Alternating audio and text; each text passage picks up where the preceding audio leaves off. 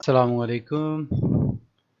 Last programme में हमने बात की थी रेक्टेंगल और 3 पॉइंट रेक्टेंगल के बारे में।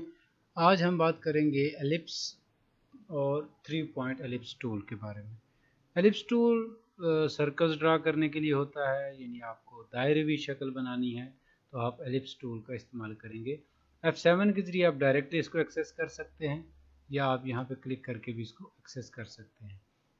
अब ये देखिए कि यहाँ पे अगर मैं एक सर्कल बनाता हूँ तो ये अंडे जैसी शक्ल बनती है। इसको दोनों साइड से, यानी ऐसी फॉर्म में कि इसकी लंबाई और चौड़ाई बराबर हो, हम यहाँ पे इसको सिलेक्ट करते हैं। यहाँ पे ये लाक है, लाक को ख़त्म कर देंगे।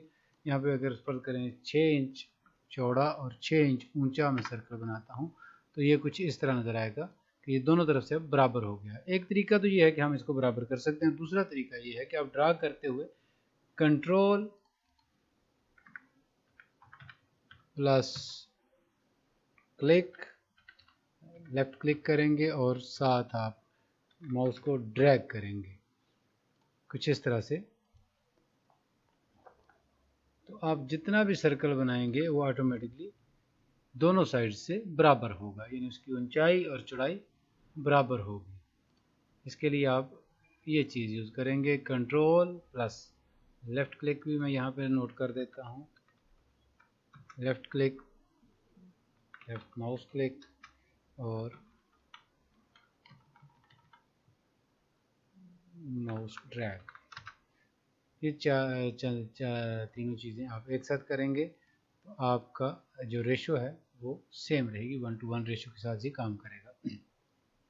इसके अलावा अगर आपने इसको बनाते हुए कुछ इस तरह बना दिया है और आप चाहते हैं किसी की शक्ल में रेशो चेंज ना हो, इसकी निस्बत चेंज ना हो, तो आप इसको उसी तरह control plus left mouse click और माउस ड्रैग के ज़रिए इसको इस तरह भी कर सकते हैं। इस तरह अगर आप इसको हर तरफ से बराबर बढ़ाना चाहते हैं तो आप कंट्रोल की बजाय शिफ्ट का बटन इस्तेमाल करते हैं। शिफ्ट आप लेफ़्ट शिफ्ट इस्तेमाल करना चाहें आपकी मर्ज़ी है, राइट शिफ्ट आप इस्तेमाल करना चाहते हैं आपकी मर्ज़ी है। दोनों तरफ से ये एक जैसा ही काम करेगा। उसमें ये होगा कि इसका जो सेंटर पॉइंट है वो चेंज नहीं होगा, सेंटर पॉइंट इसका सेम रहेगा और इसकी शेप चेंज नहीं होगी। नेक्स्ट है जी हमारे पास 3 पॉइंट एलिप्स। तो इसमें यह है कि आपने इस तरह से एक लाइन ड्रा की है और उसको आपने इस तरह से एक सर्कल बना लिया है। तो ये कुछ पर्सपेक्टिव व्यू की तरह आ जाता है। इसमें आप अगर इसको मैं ज़रा डिफ़ाइन करना चाहूँ तो आप यूँ देखें कि इसके ज़रिए क्या किया जा सकता है कि आप जैसे आपने कल रेक्टेंगल का देखा था तो आप यहाँ से इसका क्वाड्रेंट ऐसे बना सकते हैं। अब इसको अगर हम वेल्ड करते हैं या कंबाइन करते हैं, तो ये कुछ इस तरह की शेप बन सकती है। तो जिस तरह की आपने शेप बनानी है उस तरह की आप ड्राइंग करके उसको हासिल कर डिज़ाइन कर सकते हैं। कल ही की तरह हम इसको भी शेडो दे के, क्योंकि ये बेसिक चीज़ें हैं तो मैं फ़िलहाल इन्हीं को डिफ़ाइन करूँगा। बाद में इंशाल्लाह हम कम्प्रिहेंसिव चीज़ों पे भी काम करेंगे। फ़िलहाल हम इन चीज़ों पे बात करेंगे। तो शेडो के लिए भी आप यूँ करते हैं, आप इस तरह से उसको जिस साइड पे भी आप उसको रखना चाहें आप उसका शेडो बना सकते हैं। ये आपकी अपनी सोच है कि आप उसको किस तरीके से यूज़ करेंगे।